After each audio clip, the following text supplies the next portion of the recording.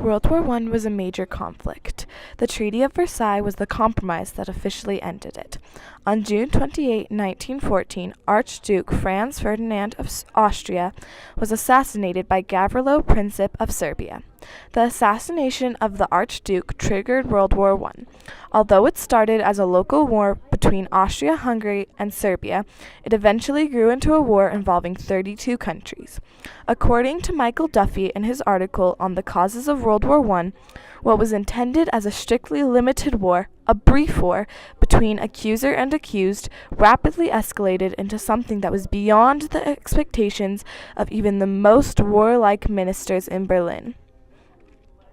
The Battle of Marne was the first battle in World War I. The battle was between Germany and the Allies. It was fought in September of 1914 and the Allies won. The Battle of Verdun was the most important battle during World War I.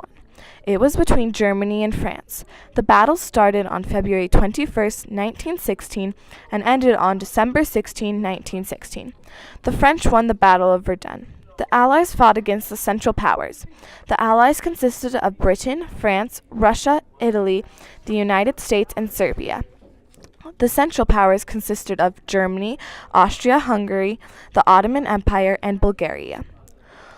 World War I took 4 years and lasted from 1914 to 1918. The war was finally over when Germany surrendered on November 11, 1918. It ended at 11 a.m. on the 11th day of the 11th month in 1918. The war officially ended with the Treaty of Versailles. The Paris Peace Conference was held to establish the terms of peace after World War I.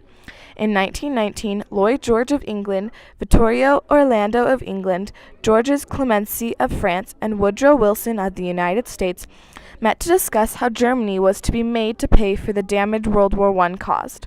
During the conference, the Treaty of Versailles was written to end World War I. The League of Nations was also established during the Paris Peace Conference. The League of Nations was established at the end of World War I as an international peacekeeping organization. While discussing the treaty, many different plans were discussed. Clemenceau of France wanted revenge. He wanted to be sure that Germany could never start a war again. On the other hand, Woodrow Wilson wanted a treaty based on his 14-point plan, which he believed would bring peace to Europe. Lloyd George personally agreed with Wilson, but knew that the British people agreed with Clemenceau. He tried to find a compromise between Wilson and Clemenceau, but was unsuccessful. Germany had been expecting a treaty based on Wilson's 14-point plan and weren't happy with the Treaty of Versailles. The Germans were forced to sign it without negotiation. The treaty took away many of Germany's rights. The Treaty of Versailles had 15 parts and 440 articles. Here are some parts that had a major result. One part changed Germany's boundaries, taking away some of Germany's land. The treaty also took away all of Germany's colonies. Another part reduced Germany's armed forces to very low levels and prohibited Germany from making certain types of weapons. The biggest part was that Germany was forced to pay for all the damages of the war and were forced to accept full responsibility for World War I. The Treaty of Versailles was signed on June 28, 1919 in the Hall of Mirrors in the Palace of Versailles. It was signed by the Allied powers and Germany. Many countries participated in the treaty. They are Austria-Hungary, Bulgaria, France, Germany, Italy, Japan, the Ottoman Empire, Portugal, the Soviet Union, and the United Kingdom. In conclusion, World War I was the war to end all wars. The Treaty of Versailles was written to prevent a war of this scale from happening again.